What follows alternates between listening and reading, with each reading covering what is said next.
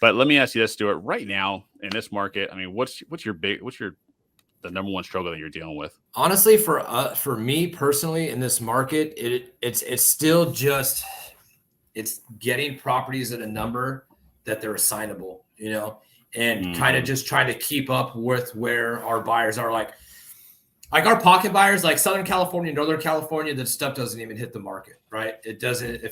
If we're not keeping them, they're gone. Like I got like 4 or 5 people, right? And those people like are constantly like telling me like, hey, this is where I'm buying at. This is where I need it, right?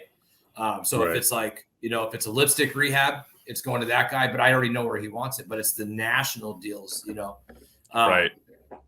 that those are the ones that, are challenging, and it's just keeping them up. So like what I tell my guys every day, like in our little meetings, I'm just like, remember, like, if it comes down to where you're going to have to spit out a number, and I like to tell them like this, hey, if, you're looking at Zillow, for example, and you see it, the low number is 150,000.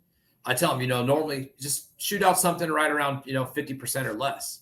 But I'm like, okay, take whatever number you're going to spit out and knock off 20 grand and go even lower. Just, utilize that low anchor, and they're all highly trained to do that. But I think it's just locking up assignable deals to where we're not spinning our wheels. 100%. Not lock. And a year and a half ago, we could do that, right? You can lock up everything and just, it's probably going to move. Either you're making 5-6 grand or 5 figures or 6 figures. But now, like, we just lost 2 deals in Austin that were deals that I locked up personally. I felt I had them low enough, but I just got eaten alive. And yeah, I could have probably locked them up a few dollars cheaper, maybe not enough to where it would have made a difference. One of them, yes. One of them I could have done it in the beginning, but because I put it off so long, and the guy was just grumpy old man anyways.